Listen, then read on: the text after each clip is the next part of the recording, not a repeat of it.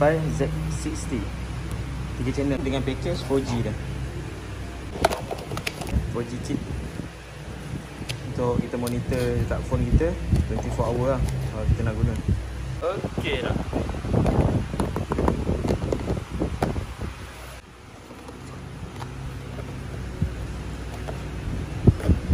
Ni set kabel. Ni wire. Memory card. Wire ni maksudnya kita sama dekat fuse box. Kita bukan ambil dekat cigarette lighter lah.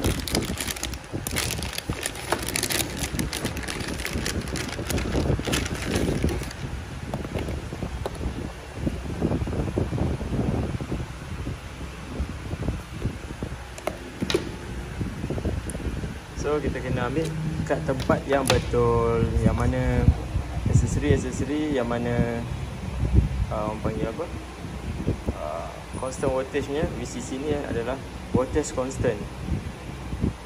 So kita ambil kat voltage constant macam tu.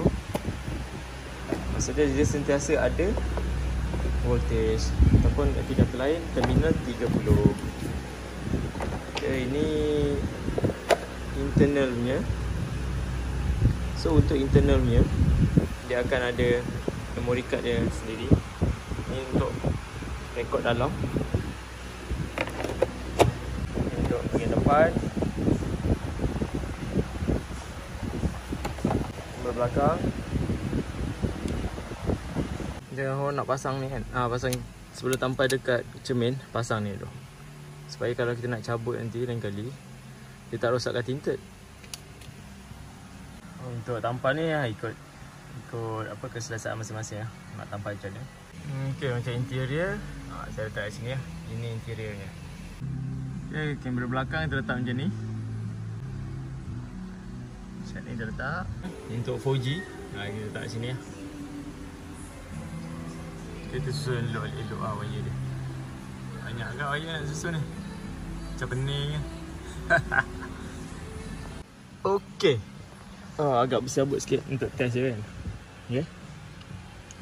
So untuk 3 channel ni yang direct dia daripada belakang je. Okey, daripada belakang ni kabel tu semua akan ambil dalam kotak belakang, cucuk sini. Ada wire jack ni.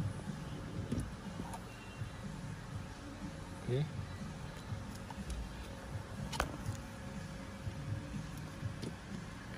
Belakang.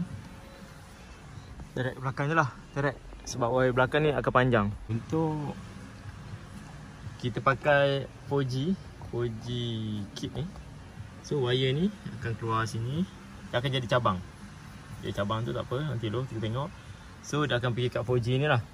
Kan? Dia akan keluar sini. Dalam box dia akan ada keluar cabang lagi. Nampak ni cabang. Cabang pergi sini. Sebab link dia nak kena guna sini agak. Melalui sini cabang ni. Dan baru masuk kepada power supply. Ni pergi ke power supply dia. Sini. So macam tu lah dia punya perjalanan.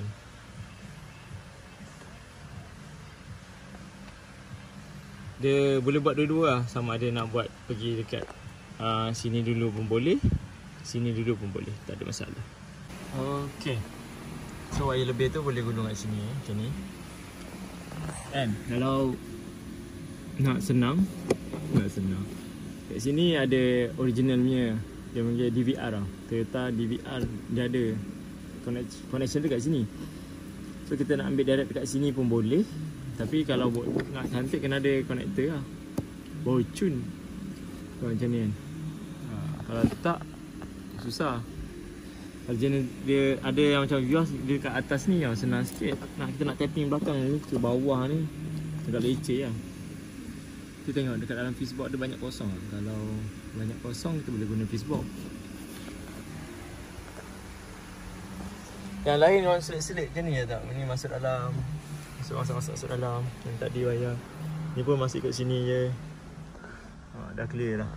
Kelabu pula kau. Uish. Okay, kena. Macam ni lah dia. Susun dah. Planning asal nak letak bawah. Tapi memandangkan dia bagi ni, kalau yang jenis 2 keluar 1, nanti tunjuk. Dia ada macam sebelum ni kalau tengok yang pasang Izora, senang kan. So kita letak kat sini kak, ambil supply. Okey, yang hujung sekali ni grounding, tengah bateri warna kuning VCC. So warna merah yang hujung sini. Sekarang dia dah on. Betul ikut instruction je lah. Nak connection dia macam mana.